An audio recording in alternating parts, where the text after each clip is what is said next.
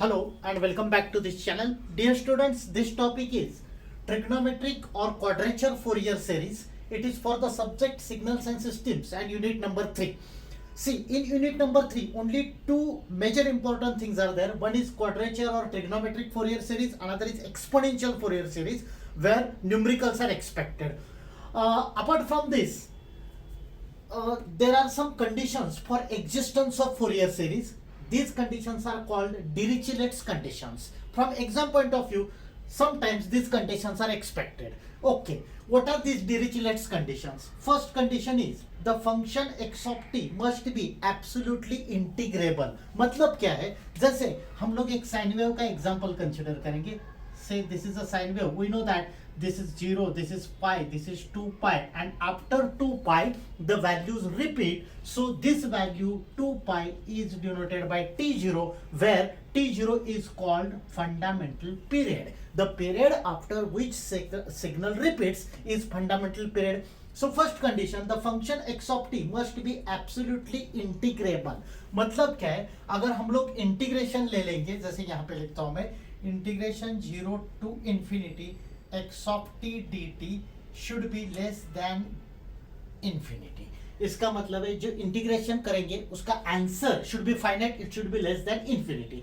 Second condition, eight any time instant x of t must have single value within t0.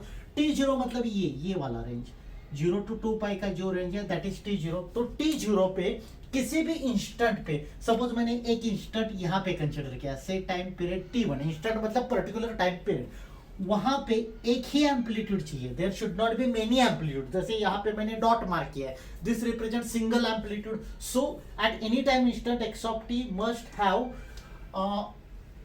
Single value within t0. Within t0 मतलब एक period में.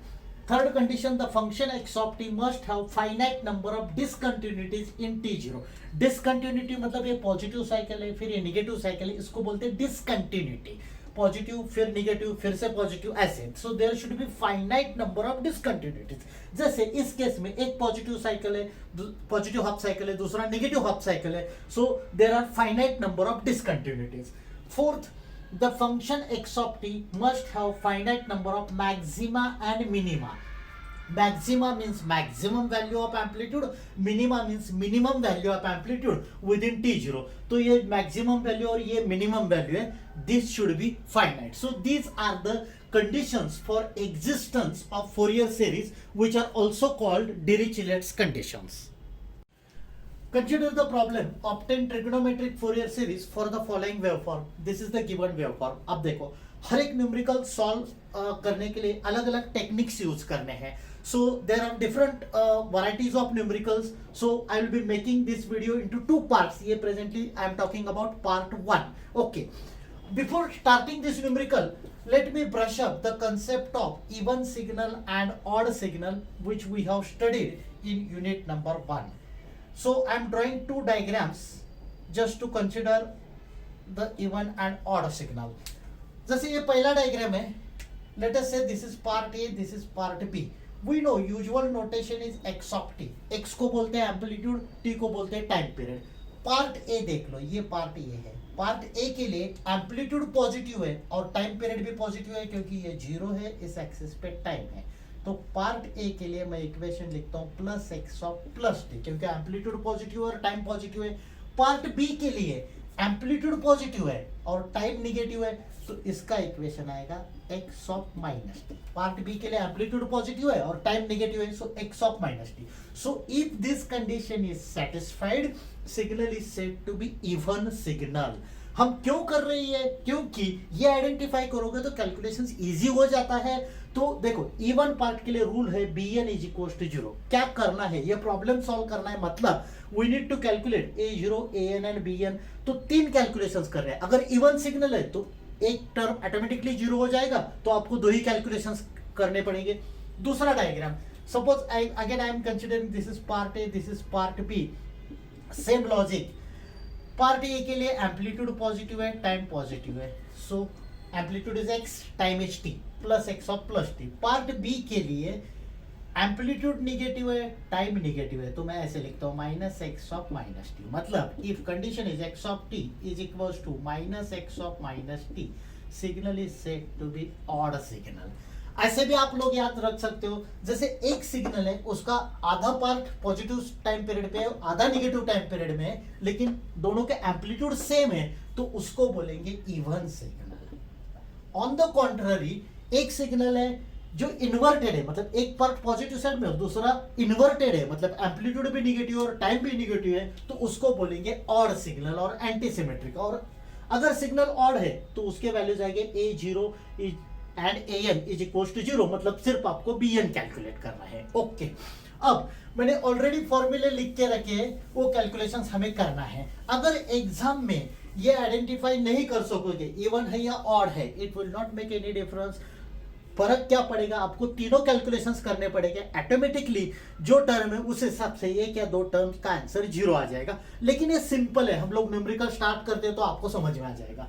ये given signal है, जो basic signal है वो पहले identify करना है, इसलिए मैंने ये शेडेड करके ड्रॉ किया है। कैसे आइडेंटिफाई करना है, this was the given diagram, ये शेडिंग डायग्राम में नहीं दिया है, मैंने आपको समझाने के लिए शेडिंग बनाया है। बेसिक सिग्नल जो है वो ये सिग्नल है। कैसे आइडेंटिफाई करना है, ये पल्स है वो रिपीट हो रहा है, मतलब ऐसे याद रख लो, 0 पे जो पल्स है that is called basic signal which is repeating till infinity, तो ये बेसिक सिग्नल है। अब बेसिक सिग्नल का एम्पलीट्यूड ये है और टाइम पीरियड t/2 है। अब जैसे मैंने बताया, पहले आपको आइडेंटिफाई करना पड़ेगा ये इवन है या ऑड सिग्नल है। वेरी वेरी इंपॉर्टेंट थिंग, ऐसे याद रख लो, इवन और ऑड आइडेंटिफाई करने के लिए सिग्नल का कुछ पोर्शन पॉजिटिव साइड में चाहिए, कुछ पोर्शन निगेटिव टाइम पीरियड में चाहिए, तभी आप इवन है या ऑड है ये डिसाइड कर सकते हो। But the given signal is only at positive side, there is no part at negative time period, इसलिए इवन और ऑड चेक नहीं कर सकते। That means we need to calculate all the three coefficients. अब before starting the numerical, before solving the numerical, आपको कुछ चीजें पहले से कैलकुलेट करनी पड़ेगी। जैसे t0 कैलकुलेट करके रखना है। t0 is called fundamental time period. अब देखो, मैं आप लोगों को पहले कंसेप्ट समझाता हूं। एक स्टैंडर्ड साइन वेव है, यहाँ पे 0 होता है, यहाँ पे पाई होता है, यहाँ पे 2 पाई होता है। हमें पता है आफ्टर 2 पाई सिग्नल रिपीट्स, मतलब 2 पाई के बाद फिर से साइन वेव रिपीट होता है।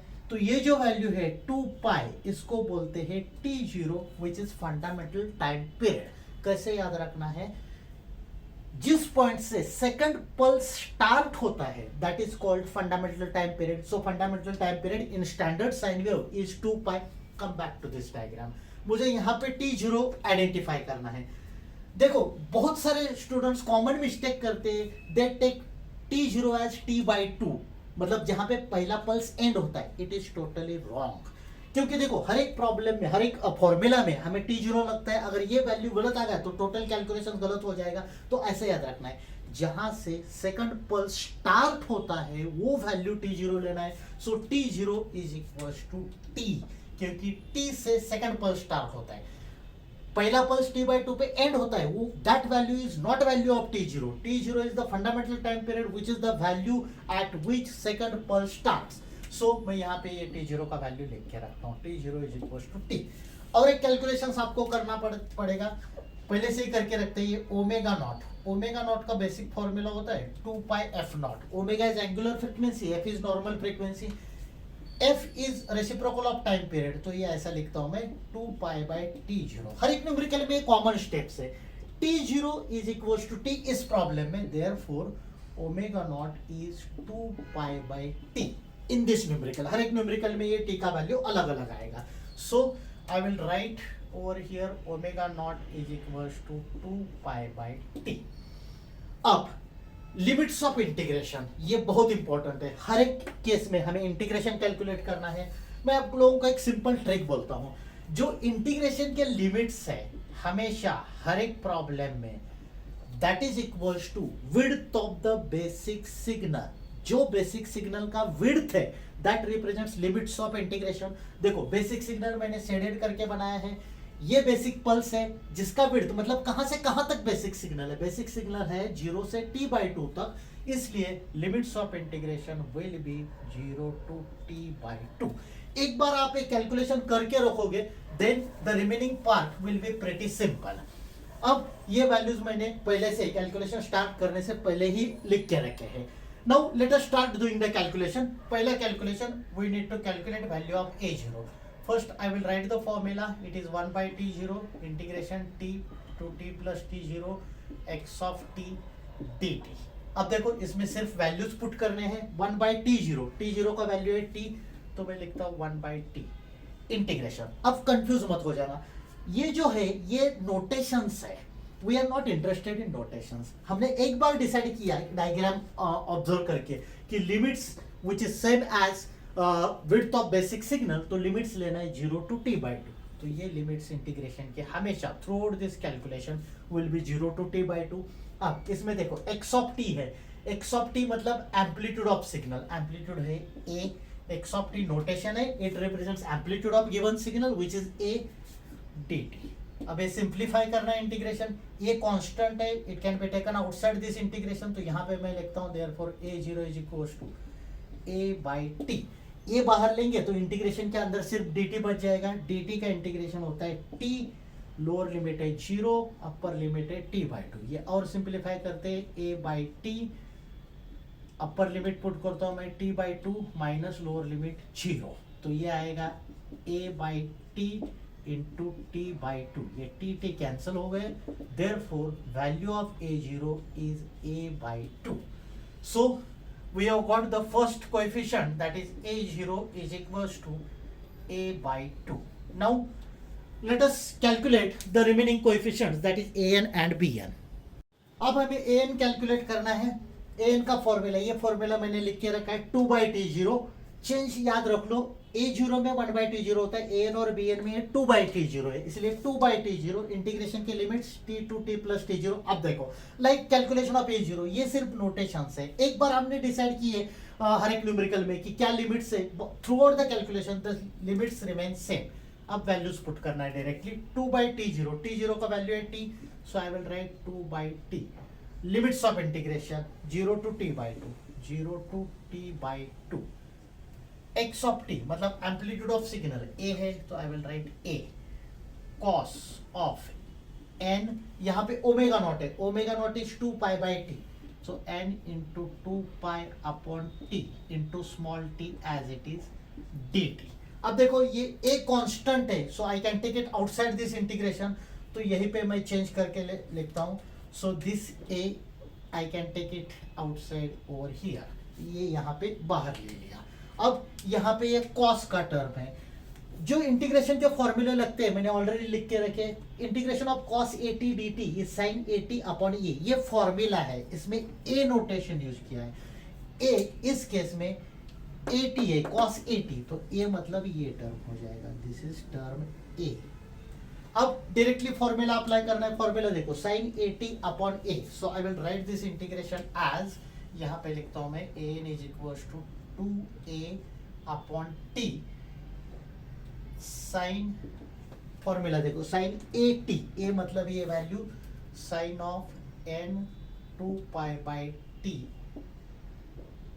Into t, sine at upon a upon n 2π/t। Limits integration के हो गए 0 to t/2। अब इसको आगे सिंप्लीफाई करना है, मतलब t के बदले में जहां जहां t है वहां पे अपर लिमिट और लोअर लिमिट पुट करना है। उससे पहले ये 2 और ये 2 कैंसिल करेंगे, ये t और ये t कैंसिल करेंगे, so I will write this as a/n pi.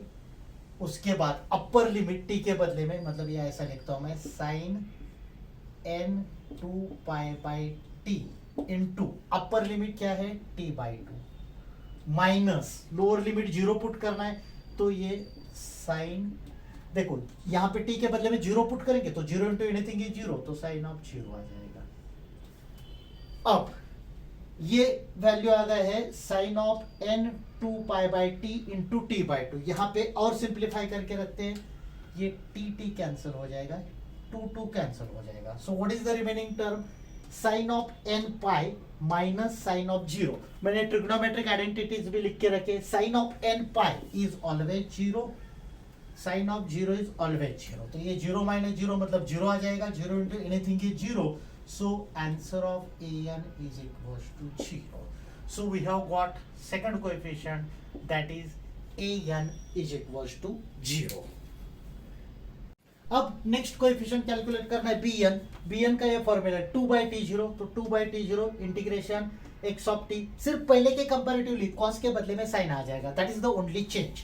Remaining procedure is similar, 2/t0 मतलब ये 2/t आ जाएगा, value of t0 is t। Limits of integration 0 to t/2, 0 to t/2, x of t का value a, amplitude, sin n, omega not का value, omega not is 2π/t, 2π/t into small t as it is dt। Same procedure, sine का integration होता है minus cos, तो formula मैंने लिख के रखा है, साइन 80 का इंटीग्रेशन है माइनस कॉस 80 अपॉन a। अब इसमें फॉर्मूला में साइन 80 लिखा है हमने, a मतलब like the previous case, this is the value of a।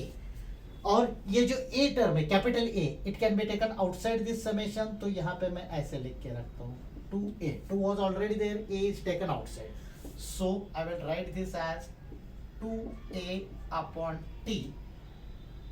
देखो ये a मैंने बाहर लिया इसलिए यहाँ से डिलीट करता हूँ। साइन का इंटीग्रेशन होता है माइनस कॉस 80 मतलब माइनस कॉस a मतलब स्मॉल a मतलब n 2π/t, n 2π/t into small t divided by formula देखो माइनस कॉस 80 अपॉन ए, तो माइनस कॉस लिखा मैंने अपॉन ए मतलब n 2π/t।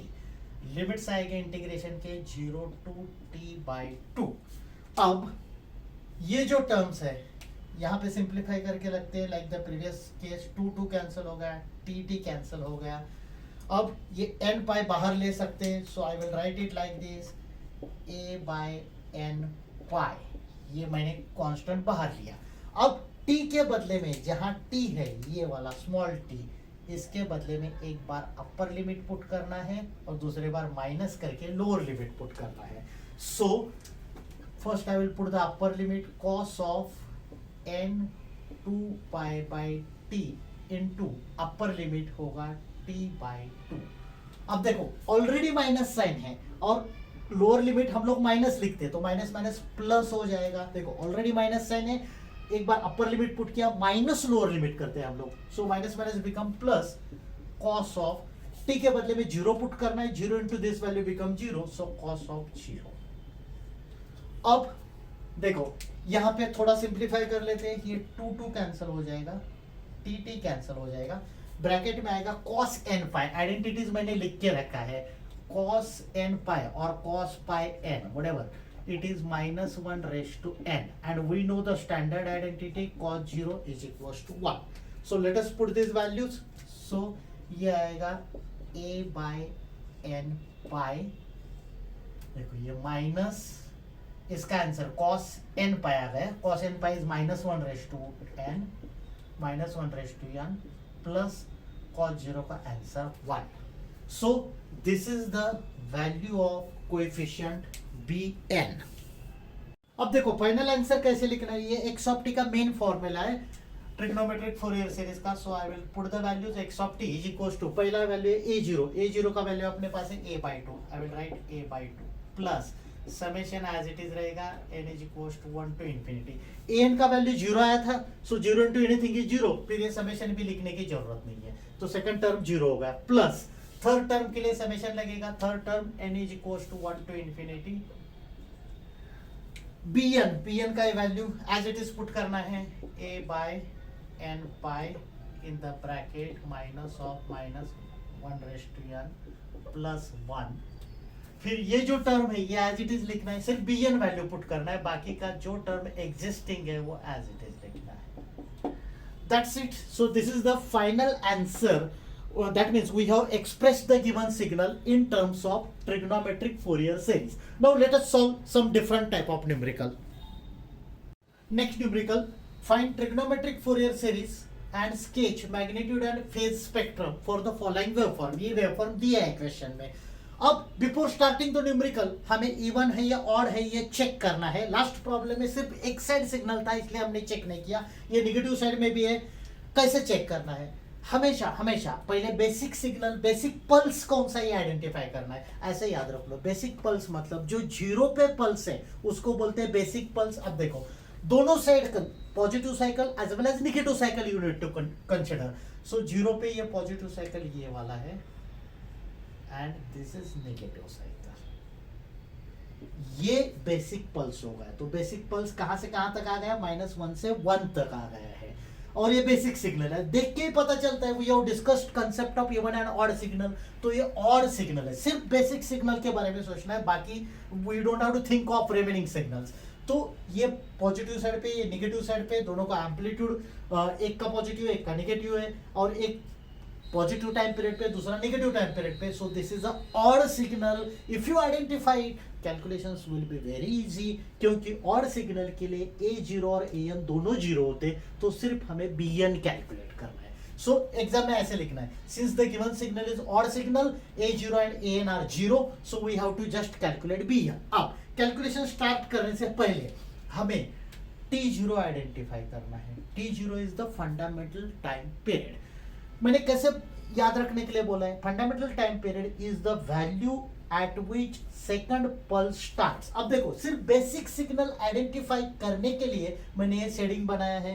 Otherwise for calculating fundamental time period apply different concept. कैसे याद रखना है? देखो जैसे साइन वेव के केस में मैंने कैसे बताया, पॉजिटिव साइकिल और नेगेटिव साइकिल, ये जब खत्म होता है तो दूसरा पॉजिटिव साइकिल स्टार्ट होता है। मतलब ये जो खत्म होता है that represents fundamental time period. वही कंसेप्ट यहाँ पे अप्लाई करते हैं। मतलब forget about this basic signal now, ये हमने ऑड सिमेट्री के लिए कंसीडर किया। अब ऐसा सोच लो, ये पॉजिटिव साइकिल है ये वाला, उसके बाद ये नेगेटिव साइकिल है, तो नेगेटिव साइकिल खत्म होने के बाद फिर से पॉजिटिव साइकिल स्टार्ट होता है। ये कितना वैल्यू है? 2। So fundamental period T0 is equals to 2। यहाँ पे मैं लिख के रखता हूँ T0 is equals to 2। Next हमें ओमेगा 0 कैलकुलेट करके रखना है। Omega 0 is 2 pi into f0 which is 2 pi by T0। T0 का वैल्यू है 2, तो 2 pi by 2 which is equals to pi. Omega 0 का वैल्यू आ गया pi. So omega not is equals to पाई। देखो 2 pi by f0 is 1 by T0, T0 का value है 2 pi by 2 that is pi. Omega not का value आ गया पाई। अब लिमिट्स ऑफ इंटीग्रेशन देखो, इसमें थोड़ा सा अलग न्यूमेरिकल है। बेसिक सिग्नल फिर से कंसीडर कर लो। लिमिट्स ऑफ इंटीग्रेशन के लिए हमने क्या लर्न किया है? बेसिक सिग्नल का जो विड्थ है that represents limits of integration. Width कहां से कहां तक है? -1 से लेके +1 तक, लेकिन इसमें अलग अलग एम्पलीट्यूड है। So how to remember it?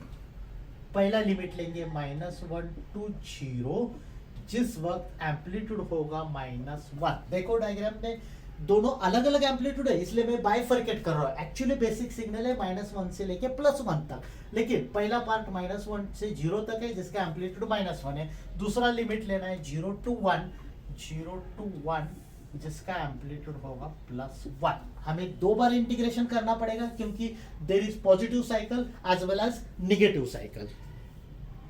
Just now we discussed, हमें सिर्फ एक कोएफिशिएंट कैलकुलेट करना है दैट इज BN, क्योंकि ऑड सिग्नल के लिए A0 और AN 0 है, तो BN का फॉर्मूला मैंने लिख के रखा है। लेकिन इस प्रॉब्लम में 2 बार इंटीग्रेशन करना पड़ेगा क्योंकि एक पार्ट नेगेटिव साइड में एक पार्ट पॉजिटिव साइड में, इसलिए हमने 2 लिमिट्स लिख के रखे हैं। So I will write the equation like this, BN is equals to 2 by T0। T0 का वैल्यू है 2, मतलब ये आ जाएगा 2/2, तो ये कैंसिल हो गया। So I will delete it at this stage only. ध्यान से सुन लो, T0 का वैल्यू 2 है, 2/2 1 हो जाएगा। So I am not writing it. अब पहला इंटीग्रेशन, पहला लिमिट्स लेना है -1 to 0, इसका एम्पलीट्यूड -1 है, मतलब x ऑफ t का वैल्यू -1 है। साइन n ओमेगा नॉट का वैल्यू है पाई, sign n pi t dt plus second integration का एम्पलीट्यूड लिमिट्स हो गए 0 to 1, एम्पलीट्यूड है +1, यहाँ पे मैं 1 लिखता हूँ, और फिर से same sign n pi t dt। ये सेकंड इंटीग्रेशन होगा। अब हमें इंटीग्रेशन सॉल्व करना है। ये माइनस साइन में बाहर ले सकता हूं, ये -1 ऐसे लिखता हूँ। साइन का इंटीग्रेशन फॉर्मूला देख लो, साइन 80 का इंटीग्रेशन है माइनस कॉस 80 अपॉन ए मतलब this value represents value of a. अब -1 मैंने बाहर लिया, इसका इंटीग्रेशन है माइनस कॉस ए मतलब n pi t upon a मतलब n पाई। ये पहले इंटीग्रेशन का है, प्लस सेकंड इंटीग्रेशन, ये 1 है तो I will neglect it, sine n pi t, फिर से same integration cos minus cos n pi t upon n pi. अब पहले इंटीग्रेशन में लिमिट्स -1 to 0, इसमें 0 to 1। We know the usual procedure। अब देखो, to make the thing simple, यहाँ पे -1 है और ये माइनस है, तो माइनस माइनस प्लस कर सकते हैं, मतलब यहाँ पे मैं प्लस करता हूँ, ये -1 हटा देता हूँ। अब वैल्यूज लिमिट्स पुट करने हैं, तो पहले इंटीग्रेशन में t के बदले में पहले मैं 0 पुट करता हूँ, तो पहला टर्म ऐसे लिखता हूँ cos ऑफ 0, क्योंकि 0 पुट करेंगे तो 0 into n pi 0, minus cos of -1 put करना है t के बदले में, तो cos of minus n pi divided by ये n pi as it is आ जाएगा। ये पहला इंटीग्रेशन का है, प्लस सेकंड इंटीग्रेशन में देखो ये माइनस साइन है, तो I will do one thing, ये माइनस साइन में बाहर लेता हूँ, तो यहाँ पे माइनस लेता हूँ। देखो मैंने ये माइनस साइन बाहर लिया है ब्रैकेट में, cos n पाई, t का वैल्यू पहले 1 पुट करना है, cos n पाई, क्योंकि t का वैल्यू 1 पुट किया, मैंने माइनस साइन बाहर लिया है, माइनस cos 0, t का वैल्यू 0 पुट करना है, डिवाइडेड बाय n पाई। अब आइडेंटिटी यूज कर लो, देखो cos of minus theta, cos theta होता है, मतलब cos n pi is same as cos minus n pi is same as cos of n pi, और cos ऑफ n पाई का answer होता है -1/n, तो cos 0 इज 1, तो मैं ऐसे लिखता हूं। देखो ये n पाई दोनों में है, तो मैं n पाई कॉमन ले सकता हूं और ये एक ही ब्रैकेट में डालता हूं। cos 0 का वैल्यू है 1, minus cos of minus n pi is same as cos n pi, cos n pi का वैल्यू है -1/n। ये पहले ब्रैकेट का हो गया। चाहो तो इसको और सिंप्लीफाई करने के लिए एक कर्ली ब्रैकेट यूज कर लेता हूँ, minus second bracket cos n pi -1/n minus cos 0 is 1, ये हो गया। और इसको और सिंप्लीफाई करते हैं n पाई, देखो 1 माइनस -1/n माइनस -1/n और माइनस प्लस हो गया, +1। Therefore bn is equals to, ये देखो ये 1 + 1 2 हो गया, माइनस ये 2 बार आ रहा है, सो -2 into -1/n upon n pi. This is the answer of bn। Like the last sum, in the final answer, while writing the final answer, ये फॉर्मूला लिखना है, a0 0 है, an 0 ये टर्म नहीं आएगा, समेशन एज इट इज लिखना है, यहाँ पे जहाँ bn है वहाँ पे ये value as it is put करना है, sin n omega naught t as it is आएगा। लेकिन ये पार्ट अभी करना है हमें, sketch magnitude and phase spectrum, उसका कैलकुलेशन अभी कर लेते हैं। अब लास्ट पार्ट, हमें मैग्नीट्यूड और फेज कैलकुलेट करना है। ये जो bn का हमने वैल्यू कैलकुलेट किया था वो मैंने लिख के रखा है।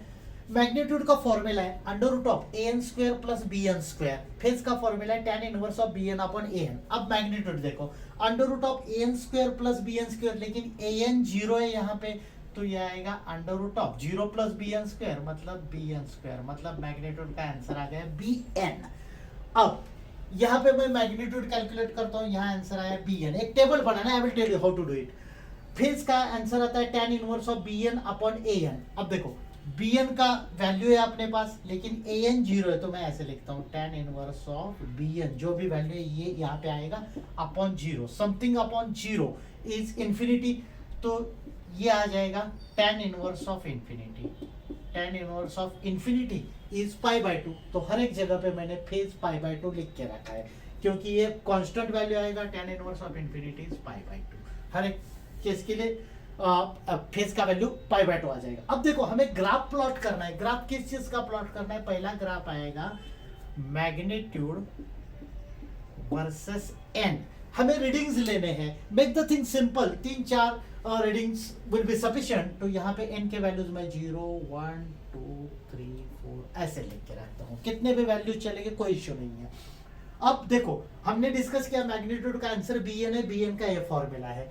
तो पहले n 0 ले लेंगे। जहां जहां n है वहां 0 पुट करेंगे। कैलकुलेशन मैं करके दिखाता हूं। तो ये आएगा 2 - 2 -1 रेज़ टू 0 अपॉन n का वैल्यू 0 है इंटू पाई। देखो ये फिर 2 - 2 -1 रेज़ टू 0 1 हो जाएगा। 2 - 2 0 0 अपॉन 0 इज मीनिंगलेस, इसलिए यहाँ पे चाहो तो मैग्नीट्यूड डैश कर लो। We can not write the magnitude. फिर सपोज n इज 1 पुट करेंगे तो ये रेज़ टू 1 आ जाएगा और यहाँ पे पाई आ जाएगा।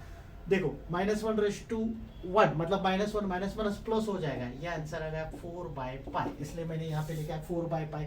Likewise we will do the remaining calculation. अलग अलग n के वैल्यूज पुट करते जाना है, आपको मैग्नीट्यूड का वैल्यू आ जाएगा। फेज हर एक के लिए इस फॉर्मूला से π/2 आ रहा है। For so for every value of n phase is π/2। अब ग्राफ कैसे प्लॉट करना है?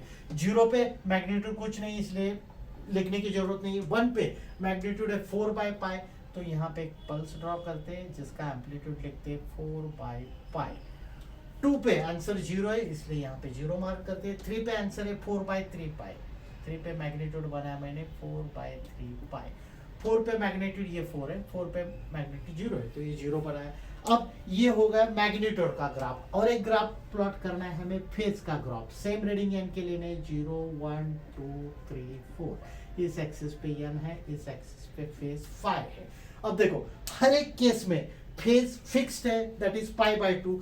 तो हर एक में मैं लाइन ड्रॉ करके रखता हूँ whose value is π/2. It is independent of n.